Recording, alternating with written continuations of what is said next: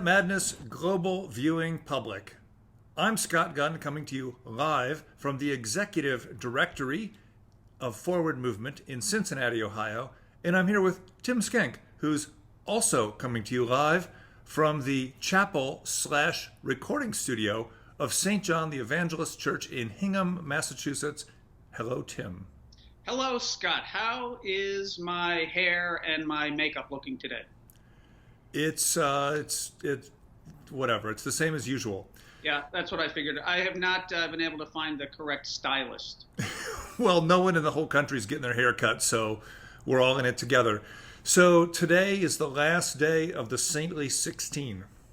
It is hard to believe. This is the last full week of Lent Madness 2020. Tomorrow, we begin the Elate Eight. Yeah, now for people who are new to Lent Madness this year, let's recap. We had the round of the 32, Right. and in that one, it was basic biographical details and a prayer. Right. Then in the Saintly 16 was the quirks and quotes. So we were hearing about some saintly quirks or legends, and then quotes by or about the saint in question. Right, and then now we get to the Elate Eight, and this is where things get a little interesting because, well, why don't you tell our viewers what happens next, Tim? Well, this is the round of saintly kitsch. Now, because, well, first of all, what else would we be doing at this point? But saintly kitsch is, sometimes it's in the eye of the beholder, but we did bring a few examples to show you kind of what saintly kitsch looks like. It varies. It could be anything from the traditional plug-in Virgin Mary nightlight. I mean, that's kind of an obvious one. It could be the Last Supper after dinner mints, of course.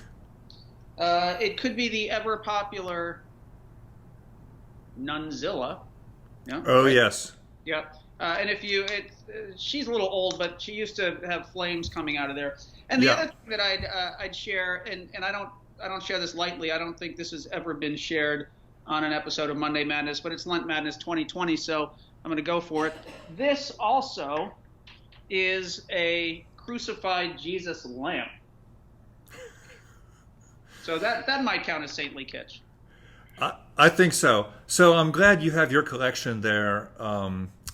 Mine, of course, is at the Forward Movement office, and our governor has told me not to go there. It turns out that collecting saintly kitsch for broadcast is not an essential business function. I find that hard to believe. So you are socially distancing from your saintly kitsch. Exactly. So I can't show you my Martin Luther bobblehead or any of the good stuff. But, so we have saintly kitsch this time around, and our experience is that we've been doing this for a few years, that this is the round when people start to get a little cranky. In fact, we call some people in this round kitsch cranks. Kitsch cranks. That is absolutely correct. With a K. 2 Ks. And just to be clear about that. And Also so, with a K. Yeah, that's correct. Also with a K. We have a statement that we release every year as we start to talk about the round of saintly kitsch. It is the great Shema of Lent Madness. Yes, it is important to note that last phrase. It is the great Shema of Lent Madness. Correct. And the statement goes as follows. This is the first and great commandment of Lent Madness.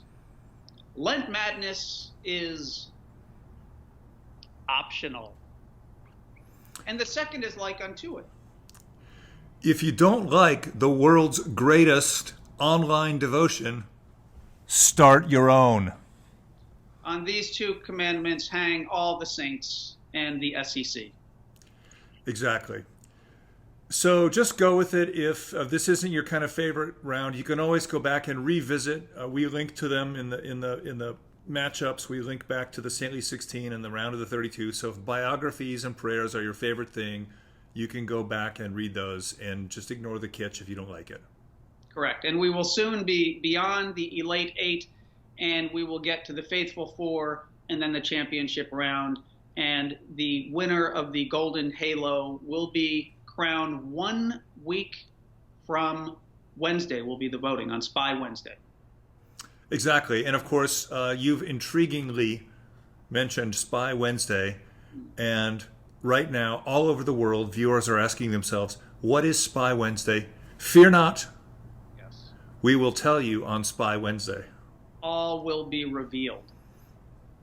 So, I guess the only other thing we don't want to forget again is, where would someone go to vote for the Elate Eight? Well, it's actually a good thing we had this in place, because it used to be you could go to your nearest post office or your county courthouse or a big box store, maybe the shopping mall, casinos, bars, all kinds of places like that had voting facilities for Lent Madness. It was the keynote of the spiritual world. Yes, but most of that's all been shut down now for our safety because of the coronavirus. So the best and safest place to vote is always at the Lent Madness website, which you can find at www.lentmadness.org. That's exactly right. Well, Tim, happy Lent. Stay safe out there is what I... Oh, yeah, stay safe. Okay, fine. Right. Now, do you want to do the ending? Yeah. Happy Lent. Happy Lent.